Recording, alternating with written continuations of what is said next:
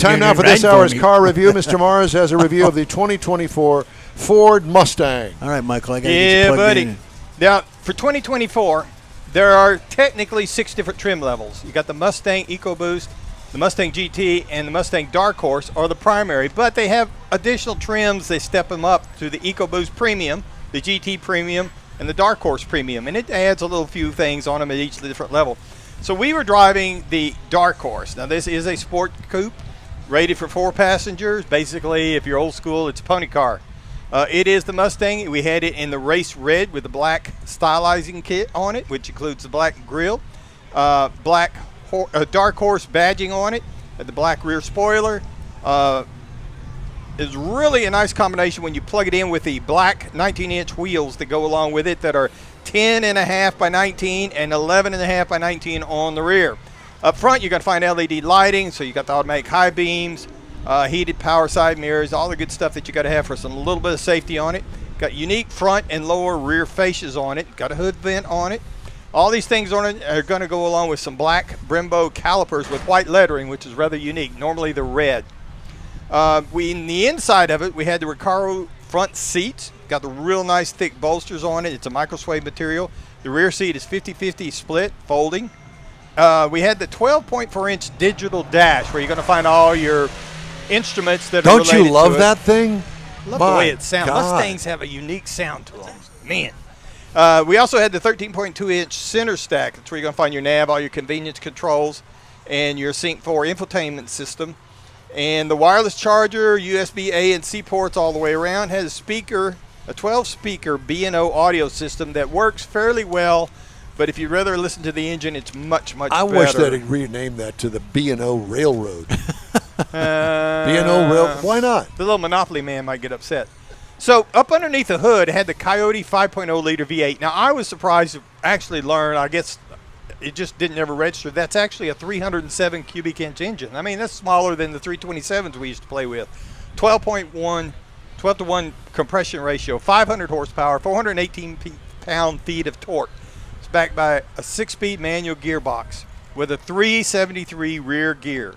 Now, this thing is rated in the city for 14 miles to the gallon, 22 out on the highway, combined for 17. And it has a 16-gallon tank.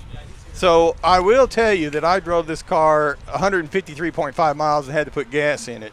So it kind of worked out to 13.1 on the week that I had it. Now, there are 6. It's a race car. It is. And you got a lead foot. And there's 6 drive modes: normal, sport, slippery, which I haven't figured that out. And it's got track, it's got drag strip, and then it's got a custom setting. So it's got the track settings that are available in there so that you can see what all your oil pressures, what your gauges. Your gauges for the track. Your launch torque, speed, 0 to 60 is rated at 4.1 seconds according to Ford with a top speed of 166 miles per hour. Wow. Now, the really great thing is it's got a 5-year, 60,000-mile warranty on the powertrain. Oh. I mean, I think I could go through that pretty quick. Yeah. I don't know if I could afford the tires, but I think I could run through that warranty really quick. Now, I did not have a price on the Monroney I got. You know, it's pre-production. But I did look several places. The Dark Horse starts at over $60,000, including the $1,300 gas guzzler tax. Now, the premium Dark Horse starts at $73,650, and there's some reasons. There's some extra packages and the handling and things that go with that. Mm-hmm. That gas guzzler tax is crap. Well, it is, and but you could put it in the gas tank; it'd be much better. Complain to the state of Texas right next to you there. Well, it's not the state of Texas doing it, though. It's the feds. Whatever. Yeah, He's got connections. So if you're looking for something to compare this to, the best I could find was the Toyota GR Supra, rear wheel, 46,440 to start, but easily gets up above the 65K. The Nissan Z Nismo, I believe you mentioned it last week. Yes, 42,970 where start. it starts, yeah. And then a Camaro SS, if you can find one, starts at about 42,300. Oh, you can find them. Rear-wheel drive hot How deep rods are your are getting pockets? few and far between. But this Dark Horse Mustang, Did you not love it? I loved. Yes, I did. But Particularly my the God, tunable exhaust. Damn, beat you to death.